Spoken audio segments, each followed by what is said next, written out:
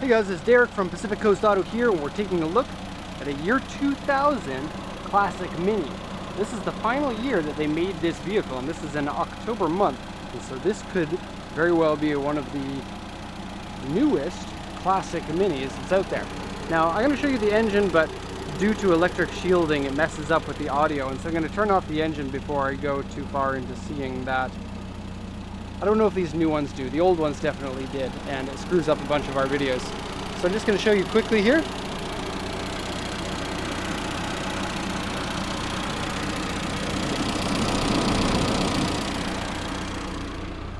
And so it's an A-series engine. They are noisy engines, just by nature. They use solid lifters in it, and it's a 1950s designed engine with kind of, I don't want to say band-aids, but little additions here and there, but really not that many. The addition of fuel injection came in the early 90s for the Minis. And then various other small things, like this one will have 2 fans here. This is a Cooper model with AC, and so kind of the best Mini that you can get. The only thing it is missing is the sports pack arches, the ones that make it look really wide. But those things actually slow down your Mini and then make it so you can't turn as tightly, because they put in different bushings in the steering rack so that you wouldn't rub your wheels. And so this one here is kind of the best in terms of performance, and looks great with this metallic paint. Car's pretty dirty, but it's going to Canada. It gets washed at the port before it goes to Canada. It does arrive dirty though. The vessel itself is going to be kind of dusty and dingy, but the vehicles have to be washed for Canada because of soil examination when they arrive. Okay, so this one here is a 1.3 liter or a 1275 engine version. This one runs coil packs instead of distributor, and so that's kind of rad. And then fuel injection, you can see, and I think it's a single port fuel injection system, not one per cylinder. Now, it wouldn't be a Mini if it didn't have oil leak. You can see the oil leak there on the valve cover, but really nothing big of a problem there. Oil looks to be in good condition. And coolant, I didn't check because the car came in hot, and I don't want to open this and volcano on my hand and burn it off. One little thing to mention, there's a bit of rust.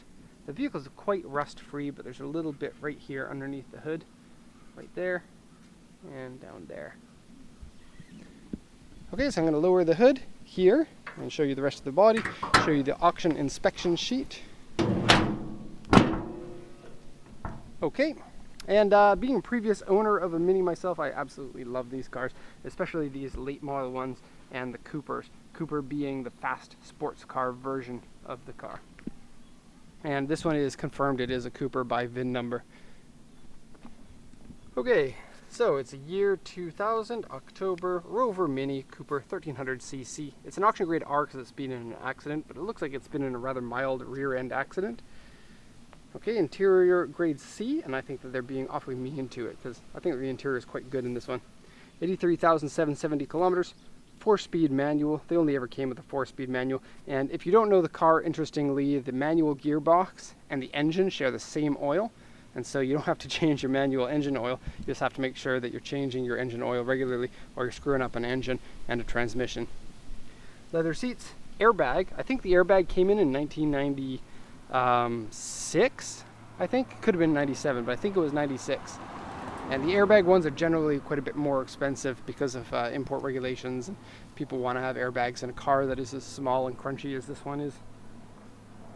Oh, it's bright out today, but the camera is going to dull everything down to... I wish I could shoot these indoors. Okay, so it's a blue... What does this say? I can't read. There's like the cross-out section. I wanted to see what the seller originally wrote because the inspector changed it to blue. So blue metallic, no sales points, no notes, kind of weird. So rear end accident, roof trim is dirty, and it's very dirty strangely. The inside doesn't smell bad. It's not like a cigarette dirty. It just is, maybe the person inside was like made out of some dusty material. I don't know. But the interior is clean, just the headliner is dirty. Seat wrinkles. Mirrors replaced, but it's not real. So usually these Minis have the mirrors here, and I quite like the final year of the Mini mirrors because they look great. But in Japan, all the Japanese ones got the fender mirrors because they thought that fender mirrors were super rad, and so the official dealer here sold them as fender mirrors. They do have corrosion on them here, just on this one. And what's nice about the Mini is that no matter which parts you have broken, there's a ton of aftermarket parts and original parts that you can go and buy and replace. So for example, these rings here, if they get a little bit nasty like this one is, you can replace those easily. And these and bumpers and grills and anything. So restorations are really easy, and if you're looking for like a first restoration project, this is a good pick. Although rust is an issue on these cars, not on this one though. This one is very rust free, which is weird for an original Mini, even one that's the year 2000. Okay, center floor scratched and dented. That happens because the car is really low to the ground, and it's actually lower than it looks. If you take a look right underneath that door, there's that trim line right there, but the car goes down further from that, another like 3 inches. Sort of like a bathtub. Okay, aftermarket exhaust with a question mark. Rear panel replaced and rear floor dented. So this rear section here with the tail lights on it has been replaced, and then the rear panel is this piece under here, and it was dented. And so neither of the fenders were damaged in the accident. Okay, let's go back to the sheet. We're almost done here.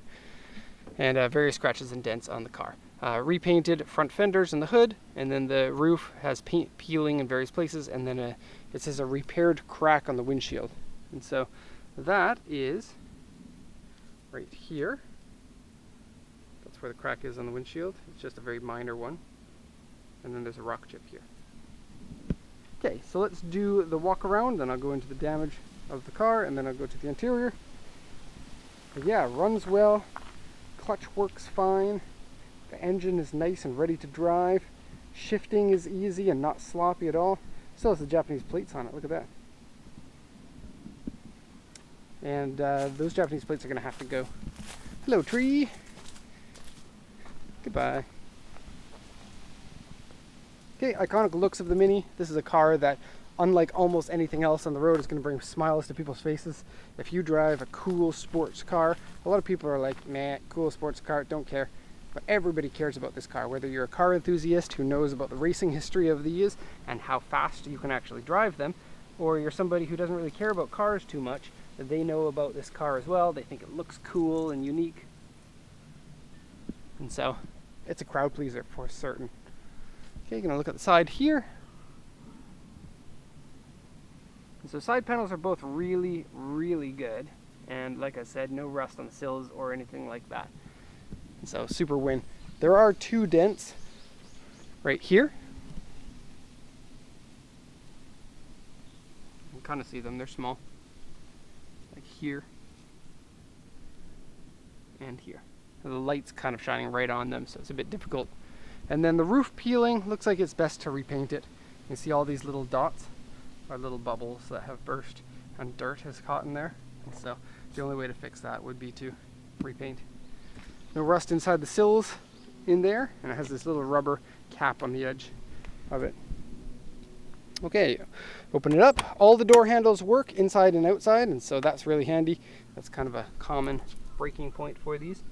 And these late model ones have the wood trim on the doors. I think that's only for the final 3 years of production, but I don't know for certain. And then interestingly, this is turned down an extra 45 degrees because usually it's up, but with this piece of wood, you can't have it in the same location. So it's down and a little bit odd to push up instead of push back to open the door. Crank style windows. You do have to watch out for cracking here because this one here, some people will close the door with the top here. And if you give it a yank, you can crack that easily. And so make sure that you close it by grab it on here. Okay. The airbag steering wheel is strangely smaller than the other ones, and without power steering makes it a little bit more difficult to steer, but that's only really a problem if you go for wider tires, and then these ones are super skinny. It's a 145 series, so only 14.5 centimeters. 145 tire, yes.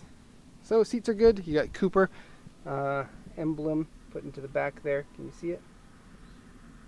Cooper. Okay, carpets are nice. Wood panel here is good. Almost no damage at all to the wood interior. So the dashboard is flawless. That's excellent. Only some cracks right here. And the rear gets the same wood along the side with vinyl inserts and leather seats in the back. You have some 6.5 speakers up there, and all the trim around here looks good. And look at that rear defroster. That's cool. Little pockets to put stuff, which is funny because the original one just had pockets to put stuff without plastic to go over them, and this one has shoulder belts. That's cool. Okay, hop in. Triple gauges here. Very nice. AC that works. And shifter is a little bit worn out. Okay, headliner. These things are saggy. Wah. But headliner. Good. Now, I did hear something about this vehicle going to be the base of a B18 engine conversion. The B18 engine is a Honda engine that is fantastic, and the common engine conversion for these because it barely fits into there. And I think that that engine conversion is excellent, but I do think that this Mini is in too nice of condition and to do that swap without making yourself sad. I think if you want to do that engine conversion, go get a carbureted one from the 80s, and you spend a lot less to get the shell, and then that's basically all you need for the conversion.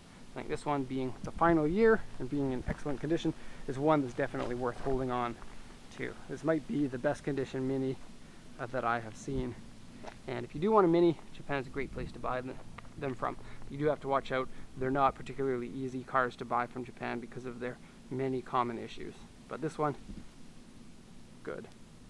Okay, end of the video there. So thank you for watching and have a nice day.